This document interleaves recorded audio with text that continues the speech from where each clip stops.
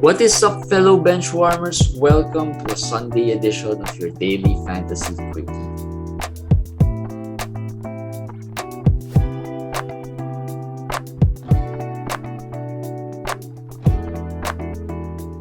Hey guys, welcome to a Sunday quickie with me, JJT, and our commish. Commish, another day, another quickie, and another set of COVID affected players and injuries. Another thumb injury. Yeah, we'll start with COVID or injuries. Let's start with injury. COVID. Let's do COVID. COVID. Okay, who's the first one? Caleb Martin, Kyle Kuzma. Obi Toppin. I didn't put Obi Toppin. It's also in COVID protocols. Yeah. But you know, Obi at least has not really been any. It's not really the more significant. Has no significant fantasy value yet, except for maybe very deep leagues. Yes. Caleb though has been a hot ad over the past few days. And yes. If you added him for the game today, you would have wasted the move. That's me. I added him in 4 leagues today.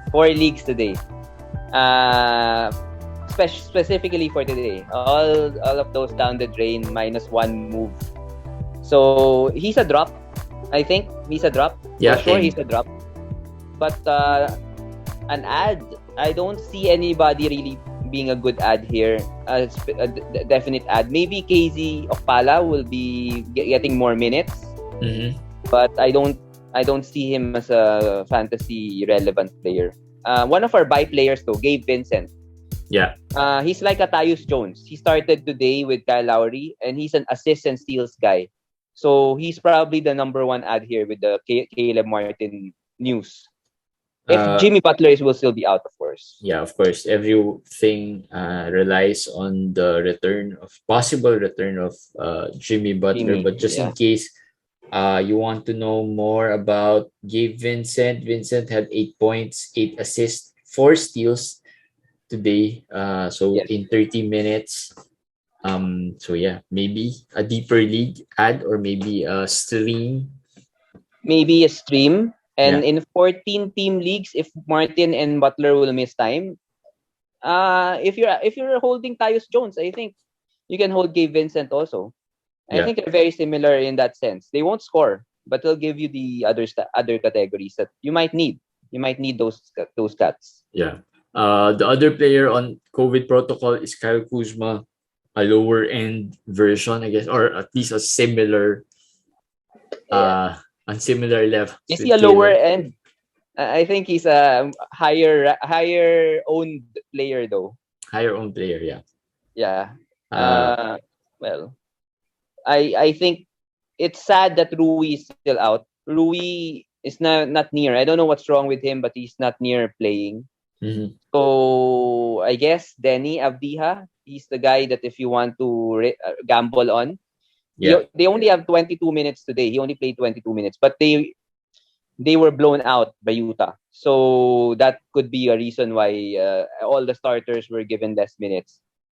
Montrez Harrell is the other guy who should be given more minutes also at the power forward spot. Although he didn't have a good game today, he only had 22 minutes. But again, it was a blowout. It's against Utah, so maybe the next game will be better. Yeah. Now let's move on to more injury news. More serious injury news. Jerami Grant is the biggest one, I guess. Biggest you have fish. Jerami Grant? Nope. After last season, no, I didn't target any Jerami Grant. After last season's experience with Jerami Grant, wherein he sat a lot of the late season games, I stayed away from him. We always said he was a sell high when he was playing well. I don't know. Did you feel like he was a sell high at that moment, or I mean until this point? Do you feel like? He was top 50, 40, right? Yeah, I think 50. I mean, he was good. I think top 50 could be sustainable. Obviously, the way he started last year really strong, like top 30, like how probably Miles Bridges started last year. Yes. This year, Similar. right? Similar, Similar. I yeah. mean, out of nowhere, and then goes to top uh 15, then move down to Yeah. top 30. So Jerami Grant, I felt top 50 would be okay. Not really a sell high, but yeah, probably a sell high in the sense that if you could get a top 50, more consistent top 50. But I, kind of expected he could sustain top 50 value. I just felt that, there is a possibility that he stays there at top 50. So your worries were more game More on late related. season, tanking. Yeah. That's the thing also. That's why I felt sell high. I had a feeling about an injury that was similar to last year's injury. He was rested for so long last year Yeah. because of an injury, and then when he came Is it back, the even knee? yeah, it was the knee. It was the knee. And Yeah. when he came back, he was able to come back, but they didn't play him every game. Yeah, They they played did not. him Yes.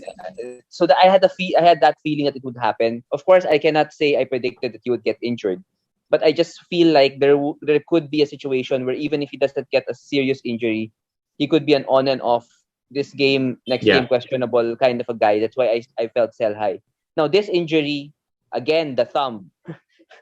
How For many some thumbs? reason, Is that's that the the ball? Might be the ball, right?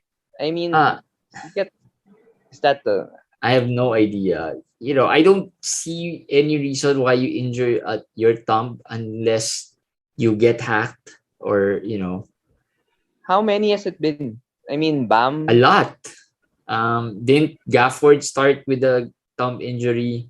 yeah, Bam, Bam, Suggs, probably there. Yeah, Suggs. There are a lot. I mean, thumb injury this year is similar to the toe injury last year.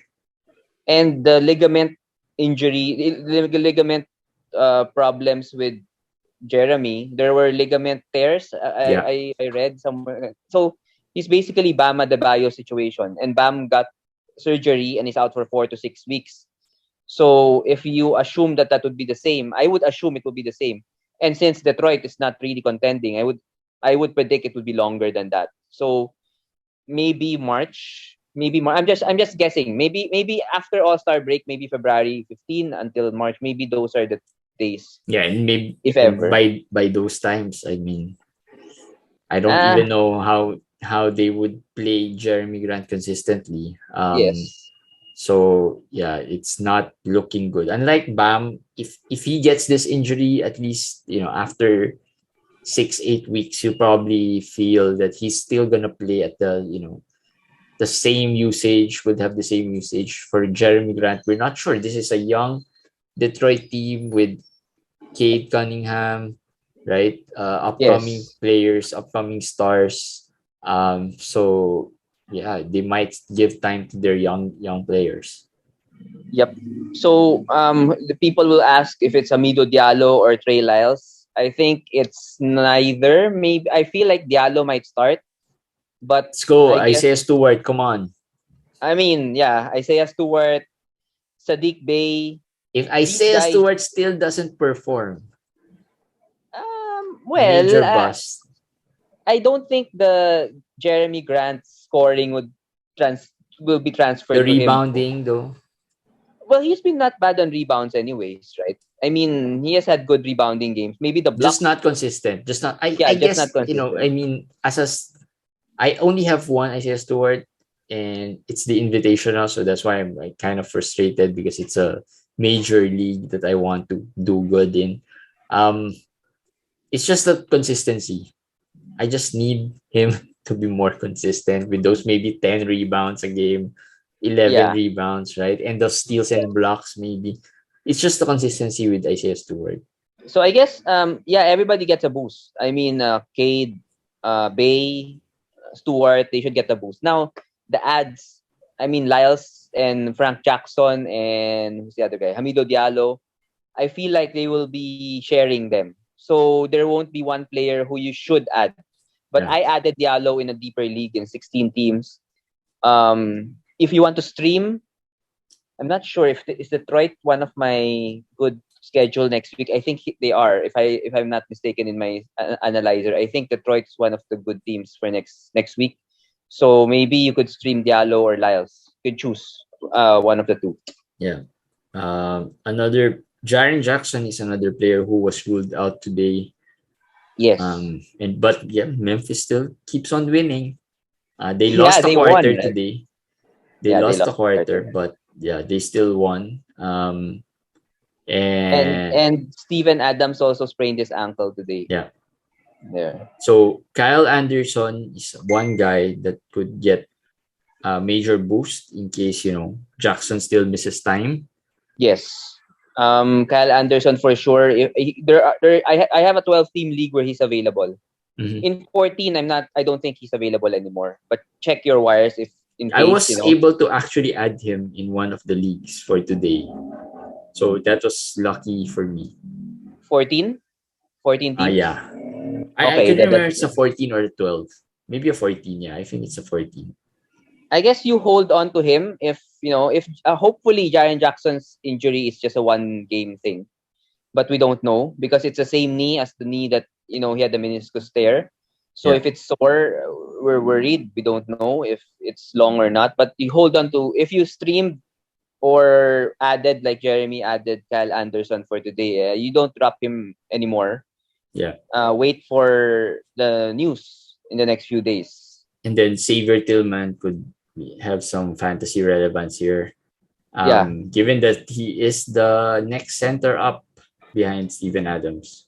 Brandon Clark is also out also. Yeah. So that, there's Brandon Clark has been out for a few games now. 2 games, yes, for a few games. So there, if Adams was ruled out right away. So if he's not gonna play the next game, it's only gonna be Tillman and Kyle Anderson left among the front court players. And if Jaren Jackson plays, they only have three big men really that they can rely on. Yeah, and Tillman could be a good source of your steals and blocks, kind of like your Isaiah Stewart type of player. Yes. Just doesn't have the minutes with Memphis. So those are the injury news and some buy players there. Let's move on to other buy players. No, we haven't talked about Zion. Zion. Yeah, you don't like to talk about Zion. So one day he is not in good shape. The next day a picture comes out. He was in kind of good shape. Now they will stop his basketball activities. Yes. Because of the swelling on the foot. Yes. So we have seen Zion being dropped already, though. In our league, he was dropped. In one of our leagues, he was dropped already today, a while ago. And one of our managers there in that league, in the other league, already messaged the group that he'll take anybody for Zion. It's a dynasty. Yeah, it's a dynasty, and he'll take anybody for Zion. I don't know if he's gonna be able to swing a deal, but I guess that is where we are with Zion. Some will drop, some will just take anybody for him. Remember, I think we talked about I'm not sure if it was on air or off air, the Zion and Caruso for Bam Adebayo. On air. Yeah, on air. We talked about it on air. That's looking like a big steal for the one getting Bam at this point. That guy who got Bam was Joseph Crisostomo, and he messaged me right away about being happy about. Oh, was he involved in that trade? He was the one that's his trade. Oh, is it? I thought. Yeah, that's his trade. He was the one who got Bam, and he messaged me if what I thought about it after the deal. If it's vetoable, I said no, it's not. And it was not almost. There were some vetoes, but it passed. So now he has Bam, so he's happy about it. The timing though was good. Yeah, sometimes because if you offer that now today, that could be vetoable already. I would assume a lot of managers would veto that. Yeah, I think he sent it out the day that Zion was shown, having a picture with some fans, very fit looking, We don't even know if that's a real-time Let's put it this photo. way, But Jeremy. Do you think Zion plays this year? no. There's I a don't game. think he does. Yeah. I don't think We he does. can't we can't I make think our I've said it before. I mean, the best case for Zion, I feel after the All-Star. yes. But now I feel like they won't play him. There's I no think he point. doesn't also. There's no point. That's true. I don't think they play him anymore. Yeah, I feel there's no he's point. Lots of things going on here. There's no point. Zion is reportedly not happy. New Orleans are going nowhere at this time, at this point, right? And they have to make sure that Zion's health is a good, they'll get Zion to recover. Otherwise, even if he's not healthy, they're not going to be able to trade him, to other teams like that, right? So, and he's not the James Harden level yet.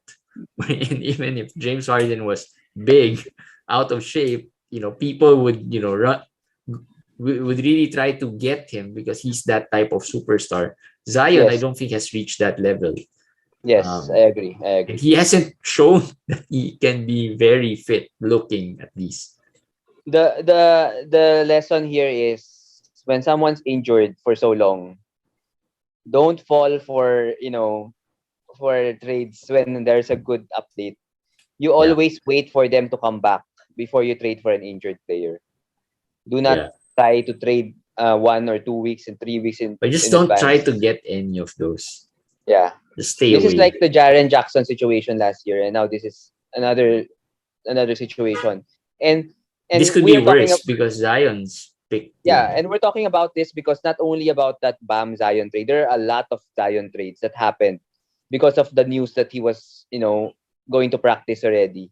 Yeah. So a lot of managers are happy because they dispose of him, and the other side kicking themselves for even trying or agreeing to take on the risk. Yeah. So there. So yeah, that's the Zion news. Other Vibe players. Let's talk about some Vibe players. Let's move on from Zion. We talked about Xavier Tillman. We haven't really talked about Denny Avdija, but could be a good short-term ad without Kyle Kuzma. Kyle Anderson, we talked about him. Maybe one of the players who was hot in the past couple of games, Hassan Whiteside. I added him in, I think, the invitationals because I just need some players there. You did? Did I? I forgot. I forgot if it's the invitationals or it's another league. Well, I hope it's not the invitationals because we're the ones facing each other there. But Hassan is so far the past 2 games has been good. Yeah, I did. I think it's the invitationals, but I don't think he has a game anymore this week. Yeah, I just added him I don't think I'm gonna win anyway this week without Paul George, without Devin Booker and Butler. So are you keeping Whiteside for our listeners? Since a lot of them probably have him in 14 teams. I'll keep. I'll keep. Okay. I'll keep. I had him before the injury. He was okay. I mean, as your last guy, gives you what, two blocks. They had 4. And today the minutes were also not too high. 18 to 19. That's the most he will get. Even in a blowout, that's the most he will get. And that's how I judge it with Hassan. If he gets 18 minutes and gives you a double-double, he should be an ad because, there's really not much else you can do. He won't get more minutes. This is already peak Whiteside. If he drops a little, hopefully he gives you 9 points, around 8-7 rebounds. That's already solid for someone you just picked up. Yeah, but what happened with Whiteside was he kind of fell out of the rotation in a way when Rudy Gay came back. Sometimes they played small ball with Gay at the 5. So his minutes became, as Jeremy said, not 15 or 18. It became 9, sometimes 8, sometimes 11. And then he got injured, right? He got injured. Yes. When that happens, you drop him. Right now, he's hot. He's getting 16, 18 minutes. You keep him. But he's not a must roster. If he goes back to 8 or 9 minutes, you just drop him right away. I also had to think, because it's a lopsided win, that also got into me thinking whether I should really add him. But I dropped, I think, Naz Reid for Hassan. I think it's okay. Yeah, I just felt like Naz Reid gets the same number of minutes mostly. 15, 19 minutes. But Hassan produces better numbers than Naz Reid on most nights. So we'll see. I mean, it's not a big risk dropping Naz Reid for Hassan. Pretty much on the similar boat, just different stat set that they provide. With Naz on the scoring and Hassan on the rebounding and the blocks. So Hassan Whiteside, add him. Armani Brooks is another player. It's so hard to say if Armani Brooks' stats will stick, right? That's the only challenge I have. Last night as I was trying to look into players I would pick up.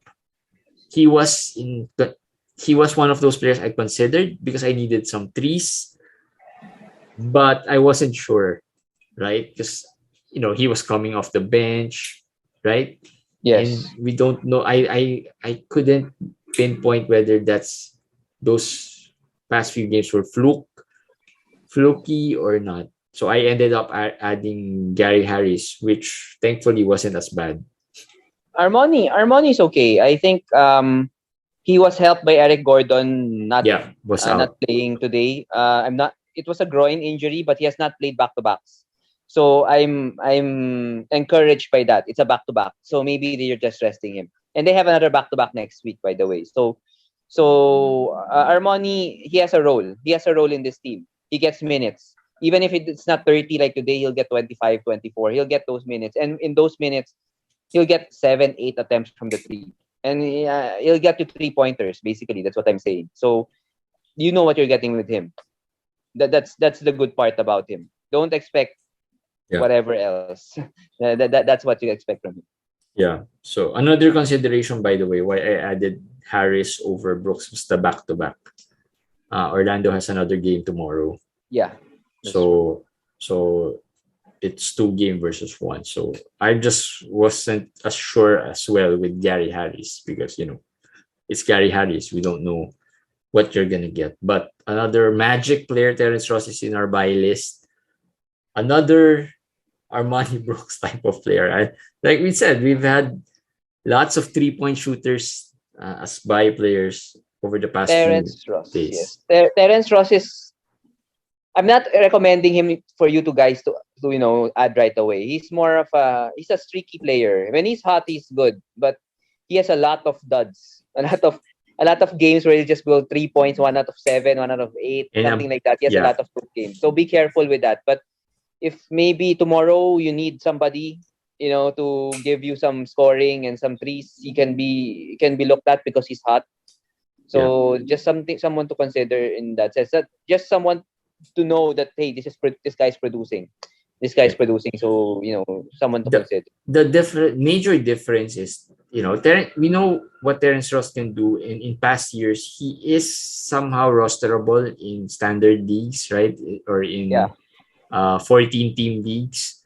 The difference now is that he isn't starting now, and they're developing the younger guys. Yes, they're more the Magic are deeper.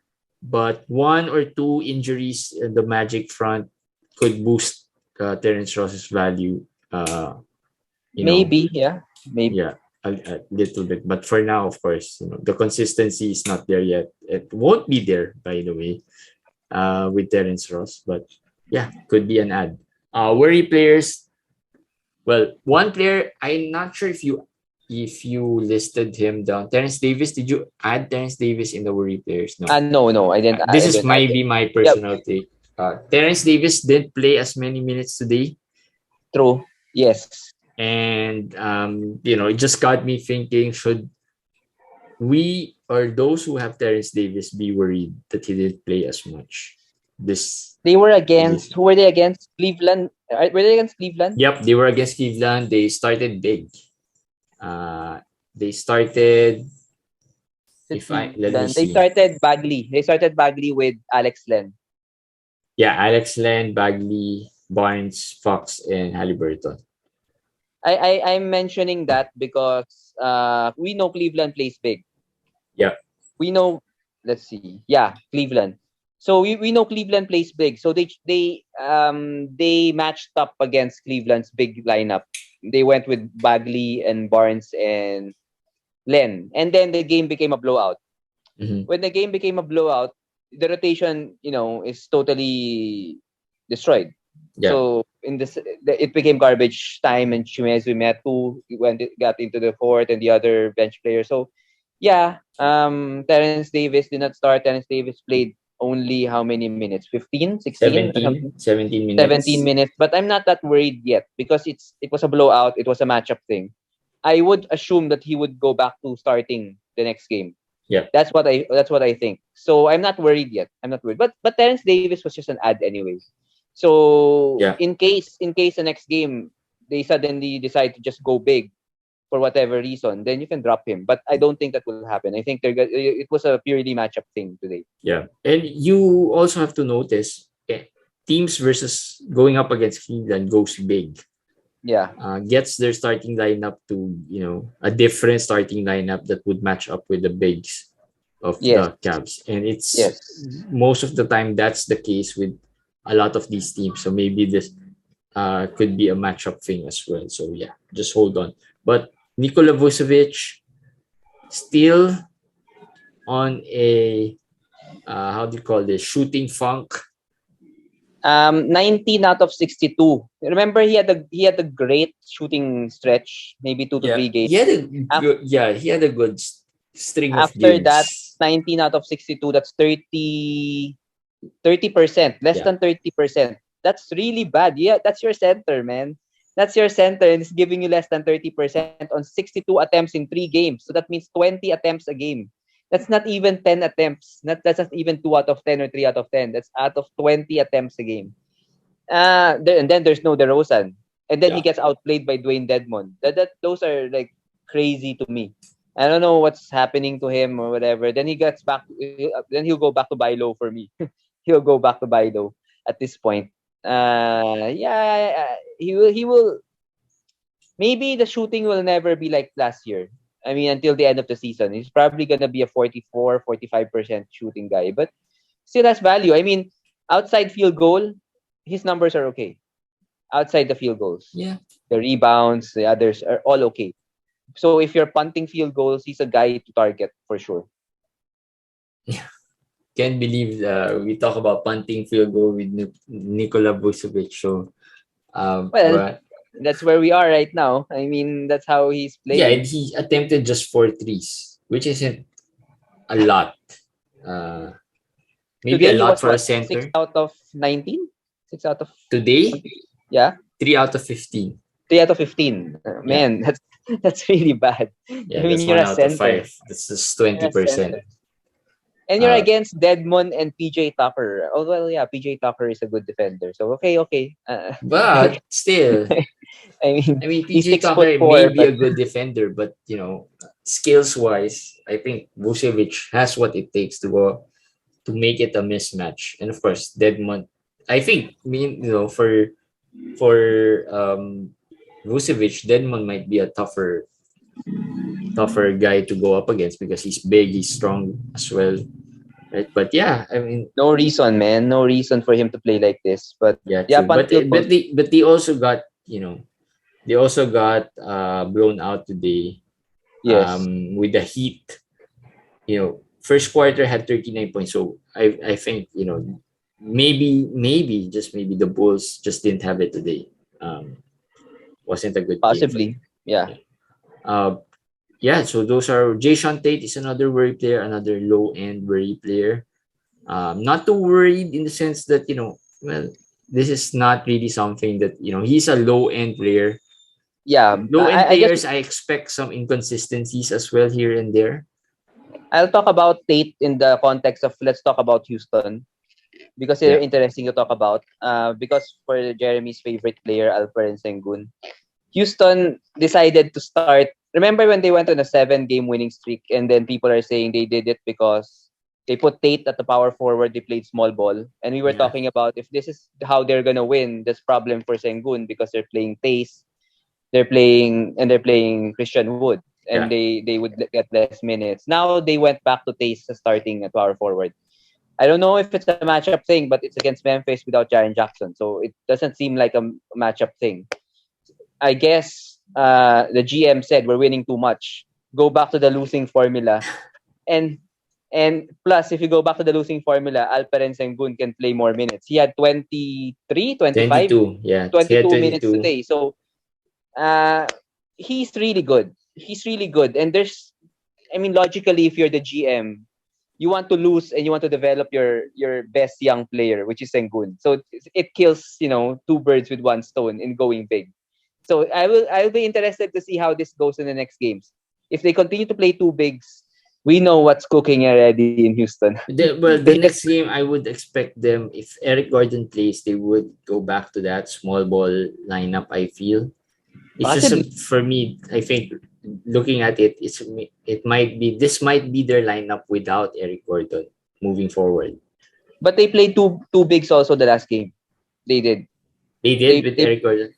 Yes. They played majority of that game as two bigs, and I thought it was a matchup thing. That's why, although they didn't start Tace, I think I'm not too sure, but they played majority. Mm-hmm. And people were already saying, well, it's Milwaukee, so maybe they wanted to have a big to guard Giannis and Portis. So okay, we'll see. But at least I'm sure Jeremy is happy with Sengun today. Yeah, the leash is longer. The leash got longer. I'm happy with the production, but overall, I think I'm still gonna lose. So yeah, not really happy with that. With that result, at least for the invitationals. All right, let's move on to some feel-good players. Let's talk about some guards here.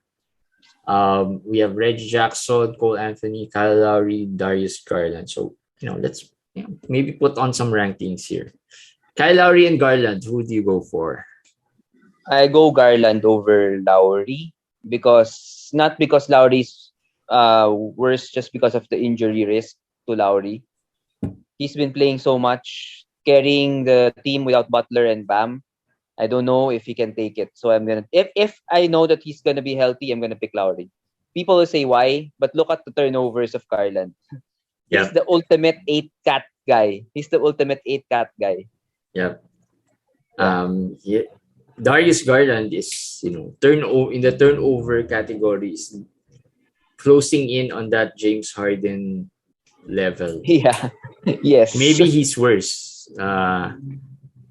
Because I think he's getting 5 or 6 in some games. For this week, I think he already has 20. I think because he had 7 the other game. He had 7 the other game. He had 5 today. In that James Harden, maybe if he's worse, then he might be closer to that KPJ level already. So yeah, although Darius Garland has been really good if you need the assist, and his scoring has been, quite good so far this season. So yeah, plus the younger player, I think Garland, everyone would probably pick Garland. But Lowry is a stud, and we all know that, as long as he plays. How about Reggie Jackson and Cole Anthony? Both, Anthony. Yeah, Cole Anthony. Reggie Jackson is without Paul George. Yeah. Even without Paul George. Even if Reggie Jackson, they lose. Would you pick Cole Anthony over Kyle? Kyle Lowry? Yeah. Yes. This year I would. I think. Wait a minute. Cole Anthony. I'm thinking about Markelle Fultz, but no. Markelle. The impact of Markelle Fultz. Yeah, Fultz is already practicing with the team, so it's near. So I'm thinking about that impact, but I'll take Cole Anthony. I still take Cole Anthony. I think the scoring, the assists, the rebounds, I think they'll be there. It might go down a bit with Fultz when Fultz comes back, but I think it will be okay. Suggs is still out anyways. So I'll go with Cole Anthony. Yeah, plus the way he's been playing, I don't think they'll drop his usage a lot. The way he's been playing, unless they don't need to rest him to tank. But according to Orlando, Fultz is looking the best ever. I mean, he looked like the number one pick again. Well, in fairness to Fultz, he was good last year before he went down. Really good. I mean, no one, he was already close to being, that many people were already talking about him being, this is the number one pick that we were really expecting, right, last year. But we'll see. It's an ACL, right? He went down. And again, if you own Fultz right now, this is the time to sell him. Okay, in fairness to a lot of managers, I've seen a lot of Fultz still in the waiver wire. So yeah. Really? Yep. Still a lot in a 14 team. Still a lot of Fultz. By the way, one player who's gonna come back is Dante DiVincenzo. Yeah. I think he's coming back this week or this coming week. Is it? I think tomorrow they have a game, right? No. They'll have a game, but he'll come back on Thursday, I think. Manila time. Thursday. So next week, he'll be back. So I'm not sure if you're gonna be excited to add him right away. But so who would you rather have, Fultz or Dante? Who's the better? Who's gonna be better this year? I'd go with. Let's see for the same. What's the injury of Dante? I'm not too sure either. I'm not something in the foot, something in the leg. I'm not too sure either. But he had surgery. That's a tough one. I'd probably go Dante. Okay, we're the same, so we can't have the guy. Right. I thought you're going Fultz. No, I'm going Dante. Dante, I think he's a very underrated player. Once he gets his rhythm going, once he gets game reps, maybe 3 to 4 weeks in when he comes back, he'll be solid. He'll be solid. Yeah. So Dante DiVincenzo. Fultz though has a long term. As long as he stays healthy, Fultz has a better ceiling, I think. As long as he doesn't forget to shoot, how to shoot again. No, I think we're past that. Last year, you did. You can never say never. Last year, I think the biggest question mark with Fultz has always been the injuries. Yes. Never a year without any injury, and that's the biggest question mark. But the ceiling, I think, is better than Dante, obviously, because Dante's ceiling is not as high, but very underrated. Very underrated. Very underrated. Top 80, I think, before he went down last year. Yes. So that says a lot. And this year the Bucks aren't as deep, I guess.